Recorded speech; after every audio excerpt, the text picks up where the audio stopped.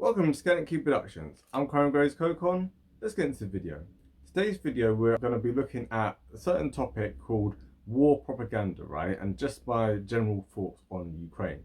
Because, so with like wars like the one in Iraq and Afghanistan, etc., I was only like 10 years old when the war in Iraq started, right? So I wasn't really privy to the same kind of build up to that war as like kind of what we're kind of seeing at the moment. So now, as kind of someone who's a bit more mature and like who's kind of like experienced things, it's a thing where now I can kind of look at how the establishment kind of like beats the drum for war and stuff, right? And that's something which we're going to kind of look at in this video because we've all seen Russian propaganda, we've all seen Nazi propaganda, Soviet propaganda, etc. And the thing is, in those kind of authoritarian states, the propaganda is really blatant, it's really in your face, etc. And the reason for that is because obviously if you have ultimate force, then whether people believe you or not, at the end of the day, like they're not going to question it publicly, right? And therefore the propaganda in authoritarian states can be quite crude. However, what we're looking at today is that, how consent is kind of manufactured, as it were, in a so-called free society. So that's kind of what we're going to be looking at here. And to do that, we're going to be looking at some of the different quotes from a few different people who kind of made this point. And so if you like what you've seen already, don't forget to hit the like button, subscribe if you haven't already. Obviously, lots of people watching haven't necessarily subscribed. But yeah, so that's what we're going to be covering in this video. So definitely come along and enjoy the ride with us. So it was Otto von Bismarck, the great chancellor who formed Germany, and he was the one who said, "People never lie so much as after a hunt, during an election, or before a war." So that's something to kind of really think about, especially with that last bit, obviously before a war. Because on both sides, we've seen, you see the build-up of propaganda. You see, obviously, with Putin, he was kind of saying, we want to demilitarize and denazify Ukraine, even though Zelensky himself is Jewish and whatever, but whatever. So you can see how on the Russian side, it's just very, like, blatant. Like, anyone with any kind of common sense at all can see that that's just, like, nonsense. However, in that same way, for the last 10 years, we've had constant anti-Russian propaganda kind of drip into like our own heads, right? So this didn't start just with like this more recent like crisis at the moment, but over the last 10 years, we've kind of been primed towards thinking a certain way. And so now, if you look at it, you see across our media, there's unanimity, right? Across our political parties, there's unanimity. So that's quite strange, like to have in a democracy, in a so-called free society, to have that level of unanimity when people can't even agree on very, very basic things, like that to do with the country. For people to all come together and decide, yes, like this is what we think, means that somewhere, right, there's a breakdown in critical thinking. Now, there was a study like many years ago, right? I can't remember the exact name of it, but there was a kind of psychological study, and what it was that they had people, right, and you had someone who was dressed in like a doctor's outfit, and you had someone who was tied to an electric chair, right, or like they were actors, like it wasn't actually electricity and stuff.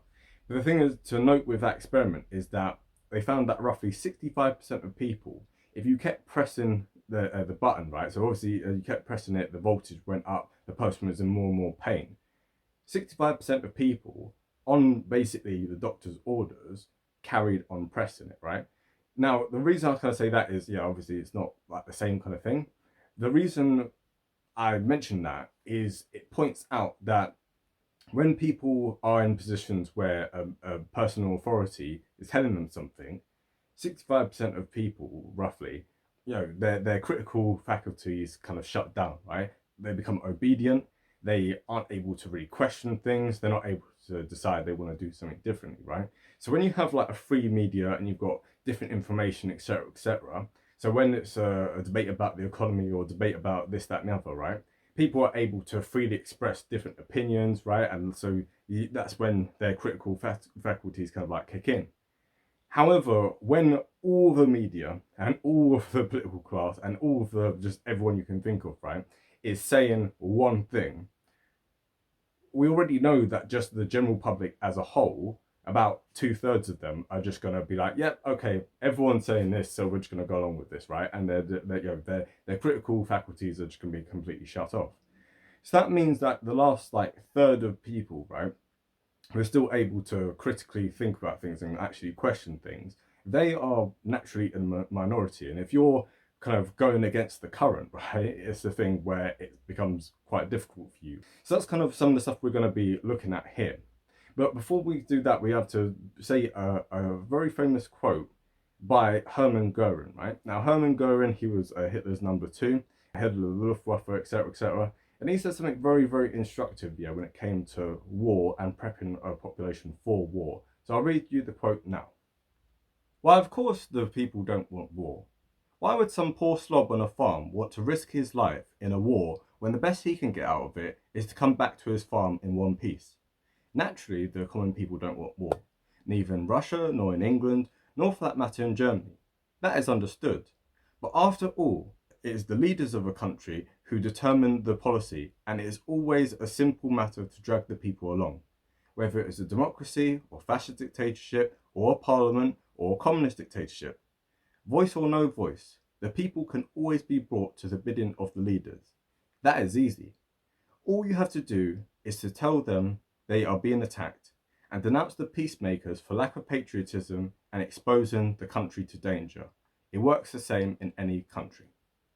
So what you can see with that quote is basically what we're seeing at the moment, yeah? So anyone who even questions the narrative even slightly is called a Putin apologist. They're called like someone who's pro-Russia, etc., right? And yeah, even in some of the comment section for some of my recent videos, right, which have been kind of talking about this, people have been like, no, like you're on the side of Putin, etc. No, I'm on the side of England, right? I'm an English nationalist, an English patriot, etc.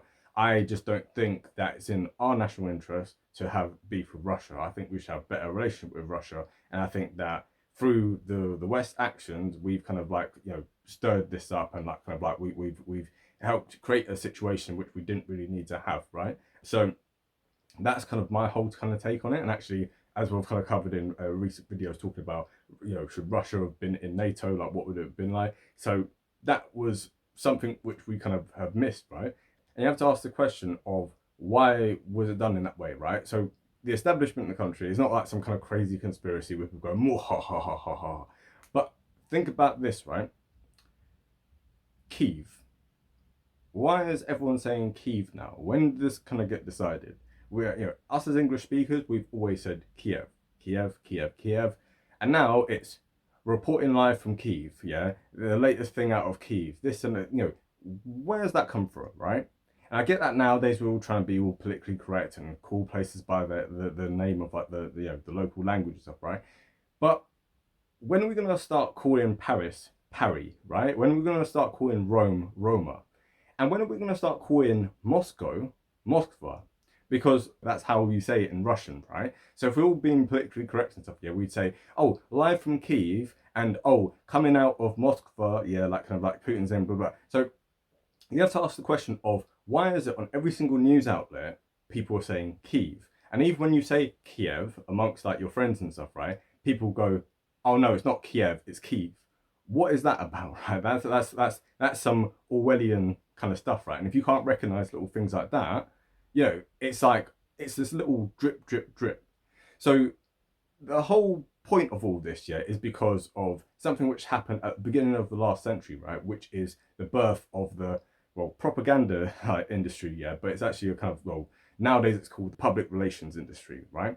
You know, so with all of that, people understood that in this age of like, you know, mass media, mass kind of like participation and stuff, yeah, you know, so before that, obviously in the 19th century and beforehand, ordinary people didn't have much say in politics, whereas increasingly through like mass media, etc., and interconnectivity, whether you've got a dictatorship or whether you've got a democracy or whatever it is, you know, you need to be able to communicate to the public, yeah, because the public actually have a say in what happens, yeah. So whether you go to war, whether you do this, that, and the other, etc., there needs to be a certain level of consent. You can't just rule a place just by terror.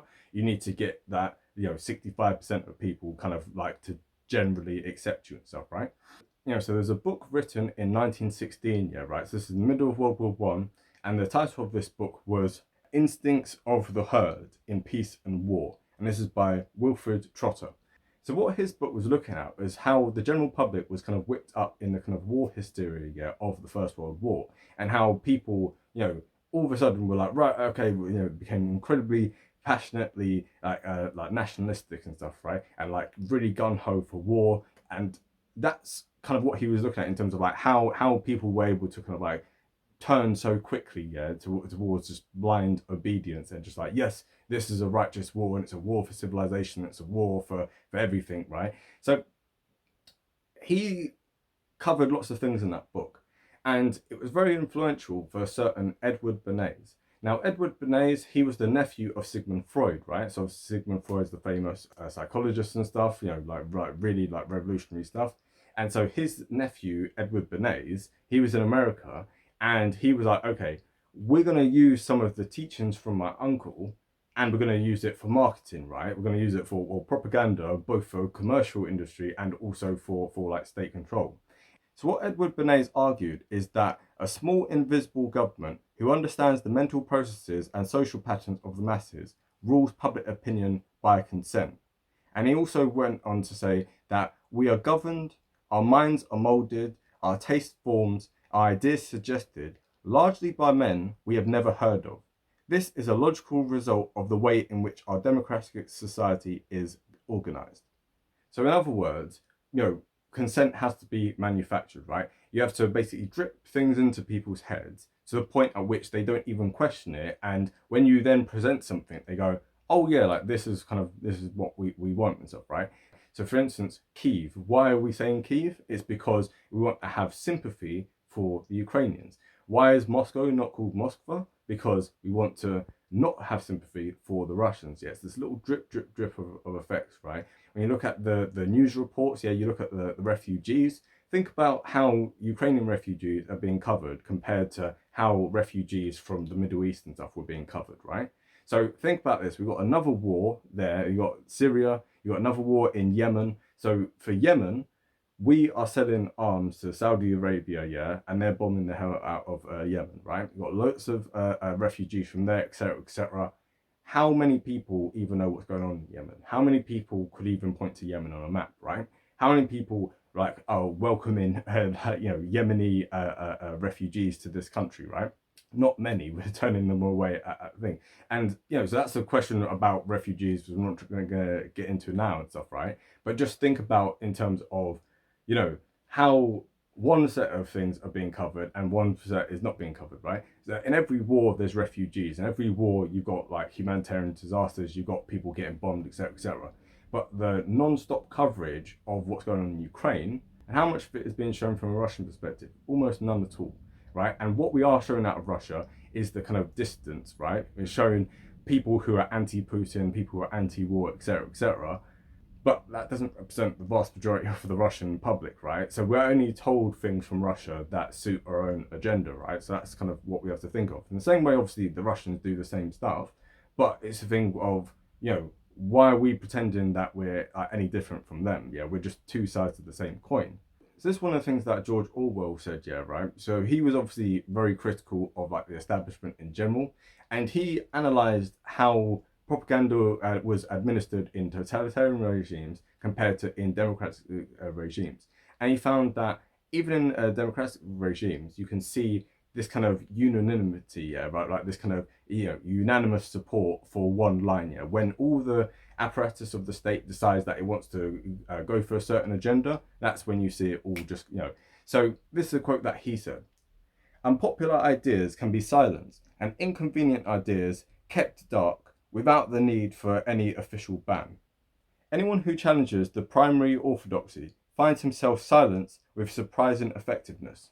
So, if you think about it, how much dissenting voices do we have here? Right? How many people, for instance, come on the TV and say, we shouldn't have sanctions, right? We should de-escalate with Russia. We should have allowed Russia to join NATO. How many people? Handful of people, handful of journalists this place, or professors this place, etc., etc.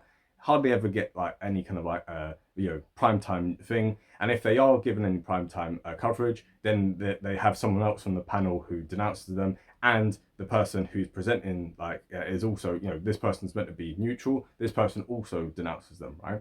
So you're not given a fair hearing of both sides of an argument. And actually what we're hearing on TV is people floating this idea of a no-fly zone, right? Now, a no-fly zone is a call to war, right? Because you're talking about the potential of shooting down Russian jets. Now, if the establishment didn't want that idea to be floated at all, they wouldn't allow anyone to come on it, right? And if one person suggested it, they'd come down a ton of bricks with them, right? Instead, the idea is allowed to float. Yeah, can we have a no-fly zone? So now the debate is, the only debate, here's the Overton window, we spoke about last episode, right? So you've got this, so your debate is either support the current sanctions or support harder sanctions with a potential no-fly zone, right? That's the spectrum that's allowed, right? No one on the other side is talking about okay, let's get rid of these sanctions, let's try and come to the negotiating table with Russia, let's understand where Russia is coming from and where its concerns are, etc., etc. That is not being heard at all. The Overton window is focusing just in this little narrow margin here. And also as well, what Orwell said in regard to there doesn't need to be official bans, we are seeing official bans, right? So BBC reporters and CNN reporters, etc., etc., can come out and say, right, Russian people are being fed propaganda, they're not able to see outside sources, right? Everything that they are seeing is from a certain angle, right? These people are brainwashed.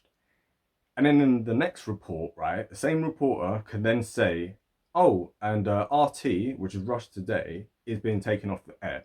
And they can't, through their own, cognitive distance, they can't even recognize the huge level of hypocrisy which is taking place there, right? Because we are just like the Russian people. We are being cut off from outside news sources, right? So, and it's not just the off-common stuff. It's not just the government is it's not just this. It's also even the internet itself, right? So big tech is also stepping in for this. So Google, for instance, right? Google obviously owns YouTube. Try and find RT now, right? RT has been taken off of YouTube. Before you used to be able to watch it, now you can't, right? So it's not just on your own TV, it's also on your computer, yeah? Obviously you can still try and find these things, but it's a thing of, they're able to shut things down. You as a free citizen, if you're trying to make up the decision about, for instance, who to vote for an election, you can look at right-wing media and left-wing media and liberal media and non-liberal media, etc., etc., and you can make up your own mind.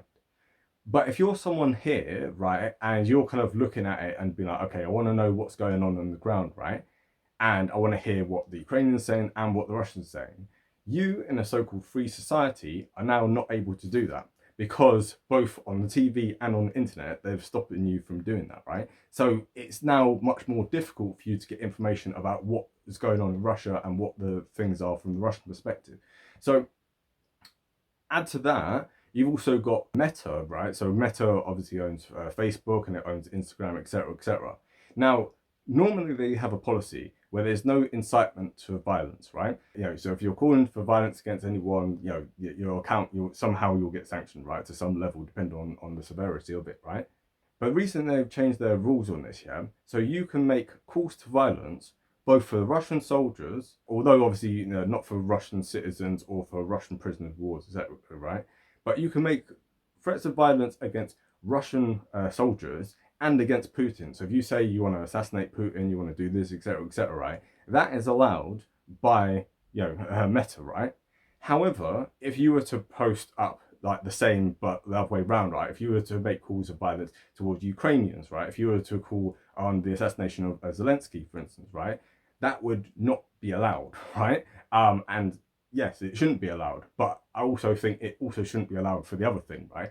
Because now you're purposely kind of saying one set of things is allowed, and now so this is meant to be a neutral platform, and instead it's clearly on one side. And you look at all the fundraisers, for instance, that they have for Ukraine. Now, obviously, people in their private life might have every sympathy for Ukraine, but you'd expect in a free society in which there's hundreds of millions, billions of people on the internet, you'd expect there to be the same kind of things, even if at a smaller level, fundraisers for Russians, right? Fundraisers for the Russian army, fundraiser, you'd expect somewhere within the marketplace of ideas, there would be some of these things, but these things are not allowed, right? So then you have to think of, right, how free are we really? We're told that we're on the side of good, that we're on the side of like liberal values, etc., etc. But in times of war, this is where you start to see that actually the state apparatus, right, and those who are in support of the state, the kind of the establishment in general, actually, when it comes down to it, we don't really have much of a free press. We don't really have much of a free internet. We don't really have much freedoms in general, because otherwise you would be seeing more of a divergence of opinions. And instead, these inconvenient ideas, these unpopular ideas, right? These don't get any airtime. And to the extent that they're given airtime, they're suppressed. So that's something to really reflect on. How brainwashed are we, right? How much propaganda are we being fed? Because from any news source that you're getting, everyone has an agenda, right? Everyone's biased. I'm biased, you're biased, the next person down the road, they're biased, right? Everyone's got biases. That's not a problem. But the thing is, we have to be exposed to all different viewpoints, and for us as free citizens to make up our own opinions. When you're not allowed to hear out one side, then the people who are making that decision, they're trying to steer you in one way, right? And that's something which you have to be mindful of. So whenever you're getting something from a so-called objective news source like BBC or CNN or Sky or whatever it is, yeah, right? Understand that actually they have an agenda, their editors have an agenda, and what they're trying to promote is how they see the world, right? They're trying to get you to see the world in that same way. In the same way, obviously, like RT, yeah, does the same thing. Same way every country does that. Same way every establishment. But don't fall into the trap of thinking that what you're being presented is objective, right? You're not getting objective views. You're getting, the other side of the same propaganda coin, right? So that's just kind of my general thoughts on what's going on at the moment. And the next video is going to be on geopolitics in the 21st century. So we're going to be looking at Atlanticism versus Eurasianism, right? So it's kind of looking at different kind of theories within geopolitics and stuff. So definitely stay tuned for that. We are coming to the end of our kind of political and historical kind of analysis. I know I've been saying that for a long time. We are going to be moving on to film reviews, hopefully sometime within the month of April. Don't hold me to that, because there might be more kind of things that come up with this thing. But in the meantime, have a great day and bye.